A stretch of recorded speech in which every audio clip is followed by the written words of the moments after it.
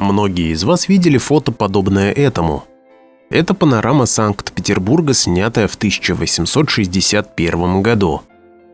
Судя по тени от Александрийской колонны, солнце находилось на западе, следовательно, съемка велась вечером. Но где люди? Тут я хочу добавить следующее. Под прошлыми видео про пустые города люди писали, что вот на этом снимке в углу виден человек, а вот на этом видна телега. И наличие пары человек говорит о том, что город не пустой и не заброшенный. Давайте видеть мир не в черном или белом цвете, а различать полутона и оттенки. Скажем так, давайте после этого видео каждый напишет, на сколько процентов заселен Петербург, судя по представленной панораме. Я знаю, многие скажут, что отсутствие людей – это результат несовершенства фототехники того времени, длительности, выдержки и все такое, поэтому люди не видны. Но почему-то человек, вышедший на вечернюю рыбалку на Неве, виден абсолютно четко. А вот так выглядит смазывание объекта, обусловленное его движением. Надо отметить, что численность населения Санкт-Петербурга в 1861 году приближалась к 500 тысяч человек. То есть, по логике этого снимка, именно так должен выглядеть крупный город XIX века. Мне кажется, что он должен выглядеть как-то так.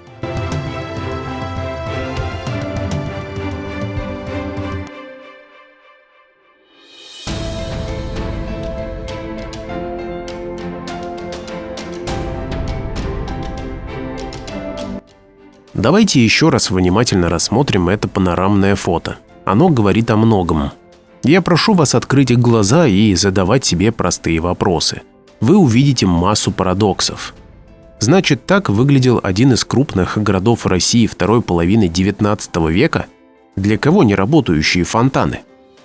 Наверное, для не прогуливающихся вечером людей. А для чего так мучительно строили полукруглую площадь перед биржей Стрелки Васильевского острова? Для чего конструировали гранитные спуски к Неве? Для чего легендарный, но неуловимый Самсон Суханов вырубил на глаз и установил на площади каменные шары? Для чего было брошено столько сил и средств на проектирование и сооружение одного из красивейших мест Санкт-Петербурга? А вот для чего. Чтобы организовать полухаотичную швартовку торговых судов. Длительная выдержка не помешала зафиксировать развивающиеся флаги. Многое могут сказать окна зданий. Как вы видите, в столичном городе Российской империи есть как и полностью выбитые оконные рамы, так и частично. При этом нельзя сказать, что это заброшенное здание, предназначенное под снос, так как крыша абсолютно целая. Отсутствуют оконные рамы и на здании Сената. Хотя кто-то может написать, что оконные створки открыты внутрь и их не видно. Что-то неладное и с дверями у этого здания. Вообще это правительственное здание, и обычно подобные здания охраняются, но часовых мы не видим. Конечно, кто-то может сказать, что половинки дверей открыты внутрь, но обычно двери в здание стараются держать закрытыми, чтобы не залетели различные насекомые или даже птицы. Также можно сказать, что в здании проводится ремонт, поэтому нет охраны и окна открыты. Хотя в здании находится архив с важными документами, и часовые должны быть и во время ремонта. Но если же в здании ремонт, обычно на улице соскладированы стройматериалы, те, которые предстоит использовать. Различные доски, кирпич, песок, раствор, а также на улице лежат демонтированные перегородки и тому подобное в виде кучи досок, битого кирпича и тому подобных материалов насыпью или в мешках. Также должны быть видны рабочие, но их не видно. Свое мнение, как должно выглядеть здание Сената в XIX веке, можете написать в комментариях. В кадр попал медный всадник. Конечно, видно плохо, но что это за полоса? Уж не меч ли? Разместил фрагмент панорамы в группе Telegram с этим вопросом, и мнения разделились. Если интересно почитать, переходите в группу по ссылке в комментариях. Какое интересное устройство попало в кадр? Как вы думаете, что это? Дальше я даже не буду выделять моменты, на которые надо обратить внимание. Мы уже сами все научились замечать.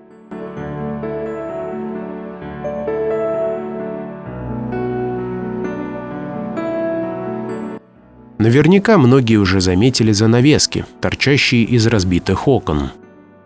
Что происходит? Ведь это центр Санкт-Петербурга. Походит на зомби-апокалипсис какой-то. Еще момент. Вот в этом доме видны как белые квадраты в рамках, так и черные. Альтернативщики полагают, что белые – это отражение солнца в стеклах, а черные – это отсутствие стекол в рамах. То есть в одном здании есть рамы как и со стеклами, так и рамы с разбитыми стеклами. Возможно, тут дело в другом. Ваше мнение напишите в комментариях. Вы можете сколько угодно говорить про время выдержки фотоаппаратов того времени, но город реально брошен. На снимке можно обнаружить и ряд других любопытных моментов. Восстановление или, наоборот, разграбление. По мне, приставленные лестницы к окнам 4-го этажа больше указывают на разграбление. Сложные у подъезда вещи говорят о том, что все же орудуют мародеры. Посмотрите на Невский проспект. Что вообще происходит? Надо сказать, что при изучении этого фото возникает устойчивый когнитивный диссонанс. Во всем бросается в глаза какая-то несистемность. Например, мы видим огромный город, а из техники видим лишь телеги и деревянные корабли. Роджер Фентон запечатлел в далеком от Санкт-Петербурга Севастополе потопленный англичанами пароход. Это период Крымской войны. А в столичном городе пароходов не видно. Хотя блоки для Александрийской колонны везли на пароходе в далеком 1831 году. Куда делись пароходы? И вот еще момент. На постаменте стоит пушка. Под ней будка для часового, но часового не видно. Обычно часовой стоял рядом с будкой, а в будку прятался во время непогоды, например, дождя. Пушка, если что, это оружие. За оставление оружия без присмотра можно было пойти под трибунал. Рядом красивое античное здание, а сбоку пристроен какой-то деревянный сарай. Возможно, это туалет, и от постамента с пушкой к этому сараю протоптана тропинка. На панораме есть и еще одна полосатая будка для часового, и она тоже пустая. Что охранял часовой, непонятно. Будка от старости уже покосилась. Допустим, она уже стала не нужна. Но почему тогда ее длительное время не убирают? Вот здесь, под небольшим деревянным домом, река размыла фундамент, и он скоро сползет в реку. И до него тоже нет никому дела. Хотя, по идее, его еще можно вытащить и куда-то переставить подальше от берега. Складывается впечатление, что от нас скрывают какое-то событие. Если скрывают, значит, оно не вписывается в общую картину хронометража развития цивилизации. Возможно, произошло то, что не характерно для того времени. Но это если отталкиваться от официальной истории. Нам попросту лгут, и на этом построено все управление цивилизацией. А как вы думаете, что надо сделать, чтобы жизнь в крупном городе вымерла? На самом деле ответ на этот вопрос достаточно прост. Люди того времени ничем не отличались от нас. И так же, как и сейчас, они стремились к определенному комфорту. Уйти из больших городов людей заставило фактическое переформатирование мира. Моя версия очень простая. Изменился климат, стало холоднее, и в большом каменном многоквартирном доме стало крайне сложно жить. Неспроста радиаторы отопления придумали лишь в середине XIX века. Для отопления и готовки еды нужны были дрова. Баржу с дровами как раз мы видим на панораме. На другой стороне Невы видны сразу 3 баржи с дровами. Вот штабели с дровами соскладированы на берегу. Думаю, вы обратили внимание на состояние причала. Причал деревянный и уже основательно обветшал. Крепостные крестьяне нарыли где-то бронзу, сделали бронзовые зубила, расплели лапти, сделали веревки. Осталось только дождаться итальянского архитектора, чтобы построить каменный причал. Для отопления 70-100 квадратных метров на отопительный сезон 6-7 месяцев нужно приблизительно 10-12 кубометров дров. Плюс нужны дрова для готовки еды. В то время в Петербурге официально проживало 500 тысяч человек. Будем считать, что в одной квартире проживало 5 человек. Итого у нас 100 тысяч квартир. В каждой квартире нужно 10-12 кубов дров для отопления и 3-4 для готовки еды в теплое время. Будем считать, что на семью нужно 15 кубов. Итого лишь на жилой фонд Петербурга нужно 1,5 миллиона кубометров дров. А есть еще и госучреждения, различные конторы, магазины, казармы, мануфактуры и так далее. Давайте добавим еще 1 000 000 кубометров дров для нежилого фонда. Итого у нас 2,5 миллиона кубометров дров на один город. 1 гектар зрелого леса – это 200-400 кубов. Будем считать по среднему – 300 кубов. Чтобы протопить один Санкт-Петербург, надо было вырубить лес на площади 8333 гектара. Изменение климата произошло по историческим меркам достаточно быстро.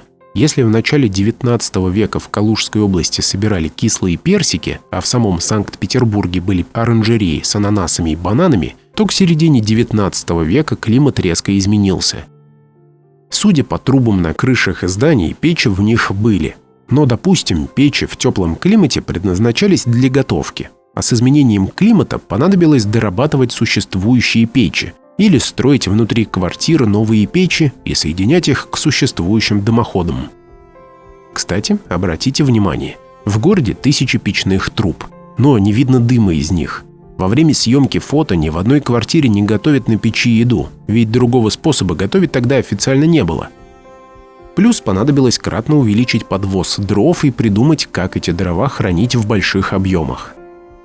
Привезти и распределить такой объем дров по огромному городу с помощью телег – это задача достаточно сложная. В телегу вмещается примерно 1 кубометр дров. Плюс эти дрова надо было где-то хранить в непосредственной близости от квартир. В конечном итоге, с учетом несовершенства технологий и ручного труда, цена на дрова становилась довольно высокой. Я думаю, что с изменением климата количество жителей в городах резко убавилось. Для возвращения городов к нормальной жизни нужны были следующие изменения. От коммунальных служб требовалось наладить централизованное отопление, построить котельные и проложить трубы от котельных в квартиры. От промышленников требовалось массово изготовить котлы отопления большой мощности, работающие на угле, чугунные радиаторы отопления и стальные трубы. От железнодорожников требовалось проложить новые пути от места добычи угля и наладить массовую доставку угля в города. Когда города были готовы к зимам, тогда в города стали возвращаться люди. Моя версия такая. Ваша более правильная, как всегда, в комментариях. А на этом все. До новых встреч. Пока. Объявление. В одном из цехов Народного технопарка нужно снять 20 потолочных плит с аварийной крыши. Кто может сделать эту работу? Подробности и контакты в описании.